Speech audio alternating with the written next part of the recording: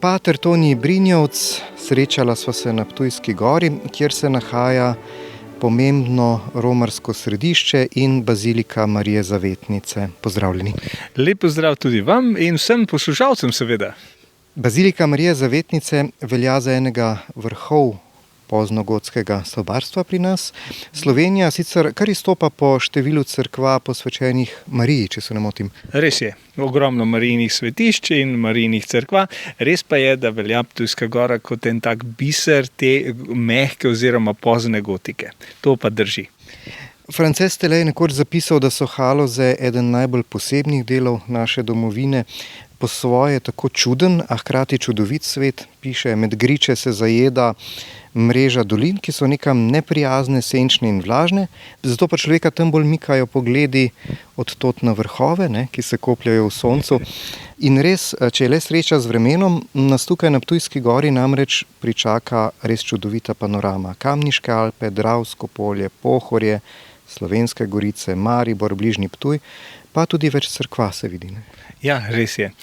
Čudovit razgled. Zdaj smo tukaj, da si malo poslušalci predstavljajo, smo na bolj južni strani, kjer se je krasen razgled na Svetega Janža, oziroma na Janža, to je naša podružnica, ki leži v enem, oziroma ki stoji na enem vrhov Halos, in tukaj se vidijo res ene take haloške gorice, če jim lahko tako rečemo, in podržalo. Res so to take bolj ozke, bolj take vlažne doline, ko pa pogled res dviguje. Zato je tudi Ptujska gora tako atraktivna. Pravijo, da je na obrobju Halos, se pravi, da je začetek teh Halos, in ko prihajaš iz tega Dravskega polja, enostavno te povleče na Ptujsko goro. Je na tem gričku oziroma na tem hribu kot ena taka gotski biser, ki kar privabi. Zato imamo veliko romarjev, takih tudi turističnih, ki pridejo samo gor ali se gre samo okrog bazilike, ker je krasen razgled tukaj. In je fajn, Tako da, je pa res, da je naša Ptujska gora kot ena trdnjava, bila, oziroma še je, ker so takrat začeli, ko je nastajala oziroma ko je začela delovati, so bili turški upadi in so naredili visoko obzidje, ki pa so ga v 18. stoletju znižali, tako da je res čudovit razgled. Ker so že omenjala vreme, slabo vreme je cerkev nekajkrat celo rešilo pred turškimi napadi. Zaradi slabe vidljivosti so jo enostavno zgrešili, Od tod tudi še eno ime, Črna gora? Črna gora, res je. In sicer Črna gora se je uveljavila celo do takrat, ko se je potem prav uradno preimenovalo v Ptujsko goro. To je 1937 leta. Jaz sem bil prej župnik v Prekmurju, v Turnišu, in tam so starejši ljudje, ki so stari, blizu 90 ali pa čez 90, rekli, vi greste pa na Črno goro. Tako da tam v Prekmurju se še vedno uveljavil še je znan ta izraz Črna gora. Namreč pravijo, da je Marija uvila v črn oblak baziliko, da niso videli Turki in so šli mimo. To, da rečeva bazilika, ni samo po sebi umevno, kajti cerkev na Ptujski gori je bila za baziliko razglašena leta 2009. Tako. To je natanko eno leto pred 600. obletnico njenega nastanka, Tako. Slovesnost je bila pa potem prav ob 600-letnici, ko je bilo dokončani tudi stopnišče, nove klopi, tudi prenova prezbiterija, tako da je bilo kar več teh posegov, in tudi zaživela je romarska hiša, kjer je velika dvorana za predstavitveni film, in tudi imamo 4 sobe za prespat, se pravi za romarje, predvsem damo prednost peš romarjev, ki tukaj pridejo in potem tudi grejo naprej. Aha. Če kdo ne ve, papež je razglasil, za baziliko. Tako, papež razglasi. Morajo biti točno določeni pogoji, to je kar dolg proces, da je tako imenovana bazilika minor. Ni samo po sebi umevno tudi to, da imate tako lepo urejeno, že ko človek pride, je res krasno, in tudi tukaj okoli cerkve pokošeno, skratka, en zgled. Ja, res je. To, kar se mi zdi, da je ta vtis tudi pomemben, tudi ta zunanjost. Letos smo naredili nove klopi okrog bazilike, so čist sveže, in tudi pred 2 dnevoma sem pokusil, zato je tako lepo. Aha, kar sami? Ja, kar sami. Torej, nekateri mislijo, da je Ptujska gora res samo gora, Ampak Ptujska gora je tudi naselje, ne? Zato se tudi zapiše oboje z veliko. Kako je to, povejva nekaj o tem, kje je naselje, kje je ta hrib in cerkev, za tiste, ki ne vejo. No, zanimivo je, da Ptujska gora tukaj ni bilo nobenega znamenja prej. Je čisto na novo postavljena ustanova, je tipično plemiška ustanova, se pravi, da so največ gradili, največ darovali denarja, se pravi plemiči. Tu imamo vurberške gospode oziroma ptujske in pa grofje celjski. In zato se tudi v začetku imenuje Nova Štifta, se pravi nova ustanova. Ne? In okrog te nove ustanove se pa začnejo zbirati določene hišce, ne? In tako da dobi Ptujska gora že kar zgodaj, mislim, da 1437 tam nekje, oziroma mečken kasneje, 1447 tam nekje dobi že trške pravice, se pravi pravico do sejma, pravico do sodnika, zato še je danes obhranjen pranger, se pravi sramotilni steber, in tako se potem začne to razvijati in so bili močni sejmi, močno romarsko središče in zato so prihajali ljudje. Res pa je, da v času vojne in po vojni se pa to majčken razpusti. Izseljevanje je bilo kar nekaj, tako da je kar nekaj družin takih pomembnih bilo odstranjenih iz Ptujske gore in tako potem je Ptujska gora kot naselje majčken bolj osramočeno, kar se mi zdi pa, da se še vedno pozna. No? Je pa tukaj tih par hiš in potem seveda par vasi, naselij, tukaj niso take strnjene vasi, ampak so posamezne hiše, ki so pa razporejene po teh haloških gričkih. Marijina cerkev zaradi svoje romarske narave ni bila ravno primerna, da bi imela pridruženo pokopališče. To vlogo je prevzela cerkev svetega Lenarta, ne, na Ptujski gori. Ja, zdaj jo lepo vidimo. Po vojni je bila bazilika, ki jo zdaj imenujemo bazilika, ta večja cerkev romarska, je bila kar nekaj časa strani oblasti zaprta. Kar 6 let in takrat je funkcijo romarske cerkve in funkcijo župnijske cerkve prevzela ravno cerkev svetega Lenarta, okrog katerega pa je zdaj pokopališče in je streljaj daleč od tukaj. Vendar naj bi se v zgodovini zgodili tudi pokopi okoli Marijine cerkve, ne? O tem pa mogoče mečkem premalo vem. Je pa res, da verjetno so bili kakšne stvari, kakšni pokopi. Dejstvo pa je, da je v 17. stoletju nastala kapela svetega Frančiška, ki je bila prizidana k temu gotskemu biseru. Noter pod to kapelo, stransko kapelo, ki je bila prizidana, pa je grobnica, kjer pa se vidijo še okostja in ostale stvari, ki je. Ni odprta za javnost, je tako, ampak je pa dejstvo, da so noter še okostja in te stvari. Preden greva v cerkev, šilasta okna so znak gotike, ne, ko to vidiš, veš, ne, seveda je to tak preprosto označevalec, ampak nekaj pa le pove, ne, kaj lahko poveva o arhitekturi te cerkve, no? To je res lepa arhitektura, ne, gre iz te praške šole, sem prihajajo arhitekti, seveda tipična gotika, se pravi visoko, vitko, ušilasto, rebrasti oboki, šilasta okna, visoka okna, stebri, zelo lepi, snopličasti stebri, ki so zelo vitki, ki držijo vso streho, in pa seveda tele oboki zunaj, ne, ki jih zdaj čudovito opazujemo, so kot eni prsti, ki nekako držijo skupaj baziliko navzven, ne, objemajo baziliko in jo tako nekako kar povzdigujejo. No. Seveda pa služijo s tem, da bazilika ne razpade. Ne. In če se zdaj premakneva proti vhodu, Marija Zavetnica, po kateri je ta cerkev tako poznana, ta relief je bil najprej na vhodu, ne? Ja, tako pravijo. Čeprav jaz sem že kar mal, nisem čiziher, ne? Zato, ker se mi zdi, da je tisti relief tam v prezbiteriju majčken večji kot ta stvar. Ampak ja, dejstva govorijo o tem v prid, se pravi, da je bila ta podoba Marija Zavetnice s plaščem najprej na vhodnih vratih, potem pa se prestavi v samo oltar in v samo baziliko. Zanimivo je še, da ko prideš na Ptujsko goro, dejansko pročelje in pa zvonik sploh nista nič kaj posebnega. Niti ne bi rekel, to je kakšna visoka gotika. Namreč sam zvonik in pročelje je bilo porušeno.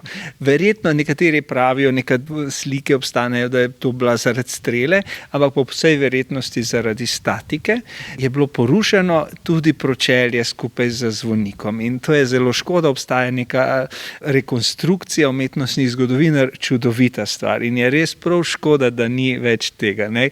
Tu zvonik Turan je bil veliko višji in pa zelo lepo okrašeno pročelje z seveda kamnitimi stvarmi.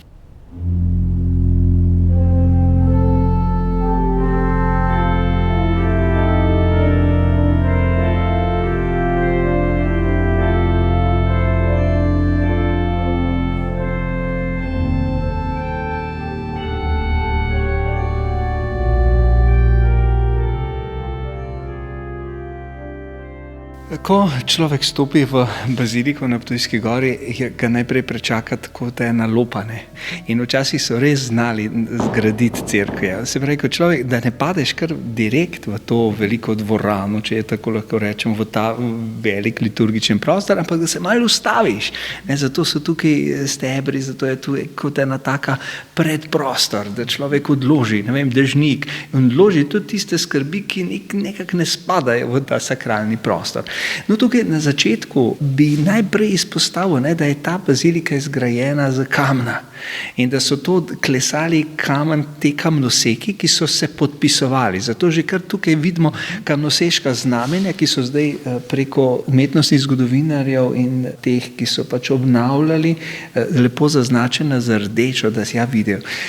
Mečkan manj kot 200 kamnoseških znamenj je tukaj, ki pa se ponavljajo tako v Pragi, preko Avstrije, na kakšnih mostovih, cerkvah. Zgleda, da so pač tam, kjer je bilo delo, so kamnoseki prišli in klesali kamen, ne? Sekali kamen, če tako rečemo. Zato je to tako. Takoj, ko stopimo po baziliko, na desno stran vidimo lepe freske, tudi iz 1400, se pravi gotske freske, ki pa so zelo lepo ohranjene, po moje zaradi tega, ker je to bila prvotno križeva kapela, se imenuje. Ne? In imamo na sredini križanje, potem desno Getsemani, se pravi Jezus moli pred tem, kar se bo mu zgodilo in učenci spijo, na drugi strani pa že vidimo lepo podobo, čist tipično srednjeveško upodobitev vstajenja. Ne? Jezus premaga grob, spodaj je znamenit Pieta, potem še imamo svetega Krištofa, svetega Andreja in pa sveto Katarino ter sveto Dorotejo. Tukaj na teh freskah je tudi upodobljen prvi kaplan, ne, ker Ptujska gora, zanimivo, od začetka ni imela svojega župnika, ker ni bila župnija, je spadala pod sveti Lovrenc in tukaj je potem tisti kaplan, prvi kaplan Nikolaj, ki se je dal tudi upodobiti na tej freski. Je pa zanimivo, ne? Obrisi risbe so lepo vidne, hkrati se pa kot bi se raztapljale skozi čas, ne? Na neki način. Ja, res je. No, na drugi strani pa še par stvari, recimo imamo tukaj Nikolajevo zgodbo, svetega Nikolaja oziroma Miklavža, pa zanimivo je tudi to, da je že takrat bil upodoben sveti Frančišek, ki prejema rane na Laverni, tega imamo tudi tukaj, in pa sveti Ahac.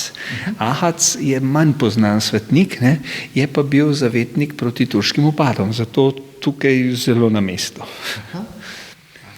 Zdaj, ko zapuščamo ta predprostor, ne, se nam pa lepo odpre velik prostor, tako kot so že prerekla, tipično gotska arhitektura, snopničasti stebri, visoka okna, visok strop, ne, zelo lepi te rebrasti oboki, ki pa se na Ptujski gori lepo razporedijo, mrežasto razporedijo, se ne združujejo v konzuli, razen v prezbiteriju, v apsidi, ampak tukaj pa se že lepo razporedijo.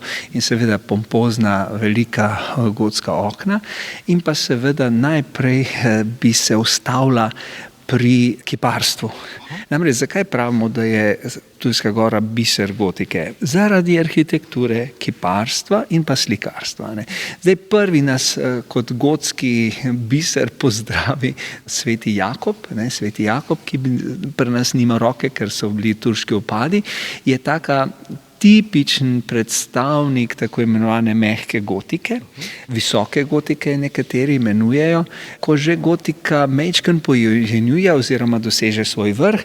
Namreč ta mehka gotika ima značilnosti v podrobnostih, zelo lepe padajoče gube, potem pa telo svetnika rahli v obliki črke S ter pokrčeno desno koleno. To so take značilnosti te tako imenovane mehke gotike in v tem stilu je tudi Marija, zavetnica s plaščem, prav tako vidimo raho S, pokrčeno desno koleno, zelo lepo padajoče gube, okrogel obraz, visoko čelo, se pravi neke take znaki lepote. Zanimivo je, da tale naš Jakob, apostol Jakob, gre za Jakoba starejšega, apostola, ki ima v roki knjigo, tudi če je kakšna pomembna razstava gotskih umetnin v Evropi, ga pridejo iskat in ga pelejo. Tako da je že bil ta zadnji v Kölnu, tudi v Parizu je že bil, za razliko od mene, ko še nisem bil v Parizu. Potem, če greva se kar sprehodva naprej, po gotskih stvareh tukaj imamo znamenit kamnit oltar, namreč gotika postavlja kipe in svetnike v prostor, zato zgleda kot ena tridelna omara. Medtem ko barok, ki je vse bohoti, postavlja kar tam pa tam kakšne kipe. Gotika pa le želi ustvariti en prostor, v katerega postavi določen kip, določeno umetnino. In tukaj stojiva zdaj pred oltarjem, jaz pravim Marija druga Eva, to pa zato, ker v eni roki drži jabolko, v drugi pa Jezusa. In jabolko nas takoj popelje do Eve. Pravijo, da je Marija druga Eva. Po Evi je prišlo prekletstvo, po Mariji pride odrešenje. Zato je takšna. Marija sedi tukaj in je prav tako rahlo S oblika, značilni gotski obraz, se pravi okrogel obraz, visoko čelo. Zraven še sveta Katarina Aleksandrijska in pa apostol Andrej. Če greva naprej po teh gotskih oltarjih, prideva do oltarja svetega Sigismunda. Ta nas pa popelje v Celje. Namreč s Celjani je to povezano to, da je bil takratni vladar, mogočni ogorski vladar je bil Sigismund Luksemburški, on je bil poročen za Barbaro Celjsko. In tukaj na Ptujski gori si očitno data postaviti oltar svojih zavetnikov. Tako imamo svetega Sigismunda Nemškega in pa sveto Barbaro, ter zraven še sveti Erazem. Spodaj pa ta pod Sigismundom ta kača, ki je svoj rep in tako značilnost. Zraven pa nad tabernaklem vidimo pa čudovit baldehim, ki je tako imenovani celjski oltar, celjski baldehim. Na vseh 4 straneh je celjski grb oziroma grb celjskih grofov, torej gre za dar, ki pa je nekoliko okrnjen, sicer zelo lepo narejen iz kamna baldehin, bil je na začetku na sredini bazilike, sedaj pa je postavljen v stransko kapelo, ker je zdaj nad tabernakljem. Malo okrnjen, pravim, te maske in te okraski so uničeni tekom časa, bili. Je pa še vseeno zelo močna in lepa stvar. Kipi na vseh 4 stebrih se žal niso ohranili, tako da so zdaj sam prazen prostor, so pa nastavki in pa majhni baldehinčki, zelo lepe gotske izvedbe nad vsakim stebrom. Ja, zelo fina obdelava kamna in tudi gre za posebno vrsto kamna, drugačno? Verjetno majčkeno drugačno, ker dejstvo je, da bazilika naj bi bila zgrajena iz peščenjaka, tudi ene posebne peščenjak naj bi bil podlaga za vse te kipe. Če se osredotočimo na glavni relief, glavni kip Marije Zavetnice s plaščem, naj bi šlo za en kos kamna in zelo lepo sklesano in spodaj pod plaščem 82 oseb, seveda obeh spolov, vseh vrst ljudi, vseh stanov, vseh starosti, od papeža do reveža, do vsega. In pa Marija kot tista, ki široko razprostira plašč oziroma roke in vabi ljudi k sebi, v roki pa drži Jezusa. Zdaj je trenutno postavljena oziroma tako postavljena Marija, da je čim bolj podobna prvotni. Namreč v tekom zgodovine so tudi oblačili Jezusa, pa Mariji, pa je imela Marija, ne vem, rdeč plašč, pa tako naprej, ampak zdaj so ugotovili, da je najbolj verjetno, da je bil to zelen plašč in pa tudi Jezus takšen, kot je zdaj, ne oblečen in da ni tistih okraskov. Zakaj je Marija, zavetnica s plaščem na Ptujski gori, tako pomembna? Jaz sem se veliko naučil od teh umetnostnih zgodovinarjev. Namreč Marija na Ptujski gori, ta relief združuje dva pomembna elementa ali pa motiva gotska, namreč Lepa Marija, Lepa Madona, kot se imenuje, in pa zavetnica s plaščem. In pravijo, da je to prvi primerek združitve teh dveh gotskih motivov. Zato sodi v tem delu Evrope v sam vrh. Ne. In res to vidim, kako hodijo zdaj to mehko gotiko, visoko gotiko, ko smo že prej omenili, kako hodijo, zlasti Francozi to zelo cenijo. Te francoske skupine mlajših upokojencev, pa tudi navadnih ljudi, res z zanimanjem prihajajo gledati to umetnost, to gotiko in njim je zelo lepo razlagati. Sicer jaz ne znam francosko, ampak pol prevajajo vodiči. Drugih skupin pa seveda Madžarska, Nemčija, Avstrija, Hrvaška in pa Poljska. Poljski romarji prihajajo predvsem zaradi bogoslužja. Tukaj imajo svoje duhovnike in obhajajo tukaj svoje bogoslužje. Teh je, bom rekel, zdaj v teh mesecih vsak teden vsaj 3 skupine, 3 avtobusi. No.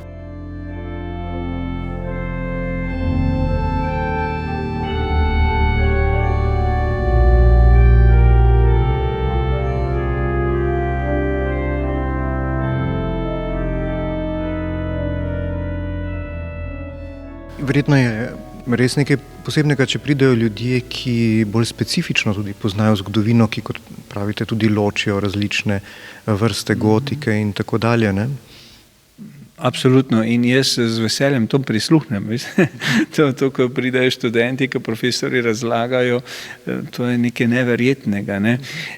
Zanimivo, zdaj sem že majčkeno pozabil, ena značilnost je še tukaj na Ptujski gori, namreč, če se vrneva k oltarju Marije druge Eve, je tukaj ena značilnost, ki se šele potem v francoski umetnosti oziroma v italijanski umetnosti uporabi. To, da ima Marijina roka prav udolbeno noter, da se vidi, kako drži kožo Jezusa Kristusa. Dejte Jezusa, prav tako vidiš, da je noter, da je močen prijem, da ni sam dotik, ampak da je noter. In to se potem dejansko že na Ptujski gori kot eno prvo pojavi, na to pa potem kipari šele v Italiji in potem začnejo tudi tako podrobnost, bi človek rekel, šele uporabljati. Zanimivo ste na to pozorili, ne vem, če bi opazil, je pa izredno zanimivo, ker res pokaže na mehkobo kože na nek način. Tako, točno to. Ne. In pravi tale profesor, ki je to predal, je rekel, to je na Ptujski gori bilo eno izmed prvih, šele potem se začne uporabljati tudi, da pokažejo mehkobo in nežnost. Ne, tudi. Je pa zanimivo, koliko oblik po cerkvi se odraža potem tudi v samih oknih in seveda te izjemni vitraji, ki ustvarjajo svetlobno, barvno vzdušje, so neverjetni. Ne? Kaj lahko o tem poveva? Ja, res je. Kot vidite, je kar več teh obdobij pustilo svoj pečat. Ni samo, da je tukaj gotike, je potem močen barok. In glavni oltar je čist baročni, 1776. In krasen barok, ki imamo te marmornaste štukature in pa zanimivo marmornati kipi so iz marmorja, ki so pa prebeljeni. In lepo sovpada, lepo je udelano noter tudi ta Marija zavetnica s plaščem in seveda še ostali baročni kipi, kot smo pa rekla, pa se bi mogoče res na tale okna. Prvotna okna se niso ohranila, tako da ne vejo točno, ampak potem so se pa v 80 ali pa 70 letih umetnostni zgodovinarji odločili za abstraktno umetnost in sicer gre za Frančiškovo sončno pesem. Če bi tako bolj bolj laično rekli, so tukaj predstavljeni vsi elementi v naravi, tako imamo sonce v prezbiterju, potem luna, zvezde, noč na levi strani, desno je pa potem zrak, ogenj, voda, zemlja in pa zadnje okno, severno okno pa je okno minljivosti. In res je zanimivo, vsako uro je drugačna svetloba v naši baziliki, tako da je res ta igra svetlobe zelo močna, odvisno kje sonce sije, ne, in je zanimivo. No. Se ravno to sem želel vprašati, je to naključje, da je Marija tako lepo osvetljena ravno zdaj? Mogoče. Ja. Še ena značilnost, ki jo recimo poljski romarji zelo pograbijo, ne, je to, da je v tem obdobju, ko so baziliko oskrbovali oziroma Ptujsko goro oskrbovali patri jezuiti, so oni tudi dali narediti kipe nadnaravnih velikosti in sicer vseh Marijinih sorodnikov oziroma Jezusovih sorodnikov po Marijini strani, ki so omenjeni ali v izročilu ali pa v evangeliju. Tako srečujemo te in ti sorodniki so kar zanimivi, no, ker lahko marsikaj povejo in so nagovarjajoči. Kasnejše obdobje še prinesel v baziliko dve stvari in sicer dve kamniti niši svetega Maksimilijana Kolbeja na desni strani in pa križopod, kamniti križopod zadaj pod korom. Seveda kor kot takšen, ko ga gledava, ne, pevski kor, ni iz tistega prvotnega obdobja, to je kasnejši, tam imamo tudi letenco, ne, gre za 1696, ko nastane ta kor, se pravi konec 17. stoletja, takrat tudi je priženca in določene spovednice, kar se mi zdi, da zelo radi umetnostni zgodovinarji poudarjajo, da je priženca kar visoke vrednosti, zato ker je izredno lepega lesa. Zgoraj na baldehinu pa sta upodobljene 3 kardinalne kreposti, se pravi vera, upanje in ljubezen. In vse 3 zgoraj, ne, so ženske upodobljene, tako da ima svoj pomen. To se vedno malo pohecam, ne, kako se ženskam dobro zdi pol. Ja. Ampak ta les je res nekaj posebnega in izstopa, ne? Že po barvi in teksturi. Zelo, se pravi, niti pa ne vejo točno, kakšen naj bi ta les bil. Nekateri pravijo, da je to oreh, nekateri kaj druga, ampak je pa izredno kvaliteten in še zelo lep, če računate, da je to bilo 17. stoletje. Ne? Ja. Se zanimivo, svet se spreminja okoli nas, potem prideš po tak prostor in na nek način čas obstane oziroma se vrneš, ne? Ja, res je, res je.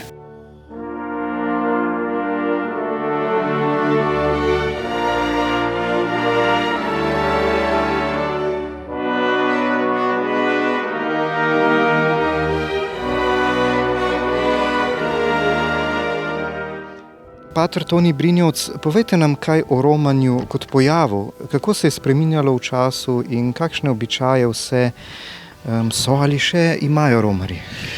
Ja, romanja so ustaljena praksa domala vseh religij.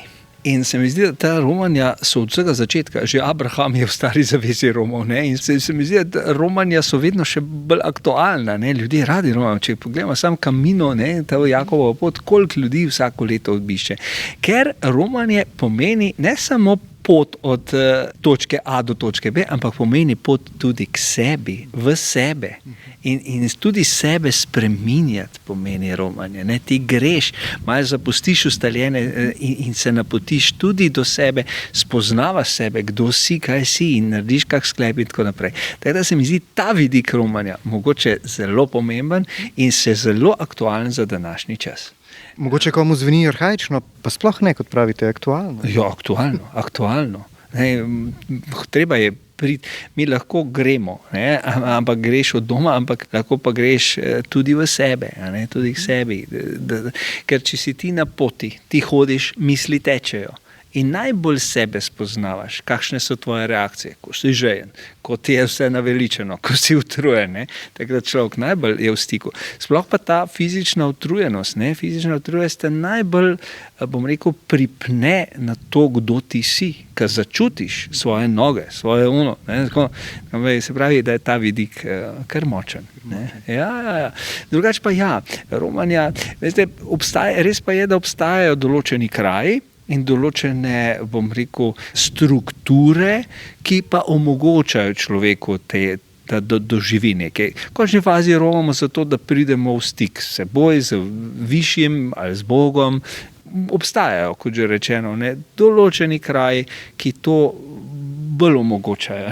Zato so tudi ta romarska središča, romarska svetišča toliko bolj obiskana potem. Izpostaviva še kakšno posebnost? Ja, jaz bi izpostavil še to baročno stopnišče, ki ga varujeta sveti Janez Kapistran in pa sveti Florian in pa dva mogočna angela. Res je, da je baročno, ima pa svoj čar, ne. In pa potem, ko smo že od začetka omenjali to visoko obzidje, tukaj, ko pridemo po tem stopnišču gor na levo stran, še vidimo, kako visoko je bilo stopnišče in vidi se še čudovita strelna lina. Zdaj pa za konec, pa še greva v zimsko kapelo. Krasno. To ne pokažem vsakemu. Tako tudi nekaj. Ja, boste videli. Ker tega ne vidi vsak, je pa to sploh nekaj posebnega, kamor ste nas zdaj odpeljali. Ja, res je. Odpeljal sem nas v zimsko kapelo. Tukaj mi tu patri, tukaj še zadnjič me je nekdo po mailu spraševal, če še živijo patri na Ptujski gori. Še živimo in tukaj smo 4 patri, ki oskrbujemo to svetišče, tukaj vsak dan 2krat molimo. Gre pa za stražni stolp. Ohranjen je še od tega obrambnega obzidja, je ohranjen od 4 stolpov samo še en stolp in v tem stolpu se je kmalu oblikovala tudi kapela, kjer pa hranimo še 3 reliefe, kamnite reliefe, zelo pomembne takšne umetnostne vrednosti iz obdobja 1410 oziroma 1400. Gre pa za 3 izredno lepe kamnite reliefe, poklon 3 kraljev, Marijino zaspanje in pa angele z grbi. To je res zelo čudovito. Jaz sem bil presenečen, ker sem tisto leto, ko sem prišel sem, to je zdaj sem že 3. leto tukaj začelo teči. Prvo leto, ko sem bil, so prišli celo umetnostni zgodovinarji iz Anglije, iz Londona in so rekli, vem, da imate vi nek relief, poklon 3 kraljev, a lahko to vidimo. In so potem bili tukaj cel dan in preučevali ta peščenjak in kako se lahko to naredili. Ne? Namreč za Marijo velja, da ona niti ni umrla. Pravi, da to gre za Marijino zaspanje, ker Marija je z dušo in telesom vzeta v nebo, njeno telo ni strohnelo in zato je to kot eno zaspanje in tukaj vidimo, kako Marija leži in dejansko kot bi spala, okrog pa so apostoli, ki so je pač nekako vzeli pod okrilje. Kaj nam sporoča Marija? Ne le vernikom, vsem ljudem v teh za svet res kriznih časih. Kaj se lahko od nje naučimo? Marija je, tako kot je rekel sveti Frančišek, Marija je vir ali pa skupek vseh kreposti. Ne, je tisto, mogoče jaz ne bi tako nasplošno govoril, jaz bi bolj, kaj meni Marija pomeni. Meni je pri Mariji najbolj fajn, ker je ona dejansko vse besede ali pa vse, kar se je zgodilo, ohranila v srcu in premišljevala. Se pravi, da je od nas tisto, kar doživimo, ali pa tisto, kar se nam zgodi, da ohranjamo te stvari, premišljujemo in nam potem same spregovorijo. Ne? Pravi, da imamo srce nečesa lepega polno. No? In da tisto premišljuješ, gojiš, varuješ, ne? Tisto sveto, kar je v nas. Marijino vnebovzetje nam sporoča, za kako lepe in velike stvari je Bog ustvaril človeka, če je pripravljen z Bogom sodelovati. Marija z dušo in telesom vzeta v nebesa. To je čudovito. Da tudi začnemo ceniti to, da ne rečemo, veš kaj, to, kar bo minljivo, telo je brez veze, pa to, kar mi... Ne, ni res.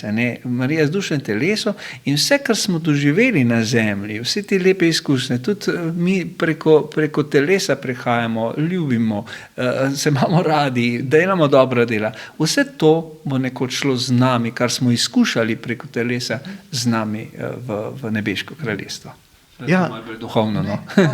Ja, nedolgo nazaj sem ravno o tem razmišljal. Ja, duhovno, ampak duhovno težko zavestimo, če ne čutimo te fizične prisotnosti. Ne vem, diham, voham, čutim, je mraz, vse to opozarja, da sem prisoten. Ne? Ja, res je. Pater Toni Brinjevc, hvala za pogovor in vse dobro vam želim. Tudi jaz se vam zahvaljujem za vašo prijaznost, za vašo odprtost in da sem lahko bil vaš vodič na Ptujski gori. Hvala lepa in lep pozdrav.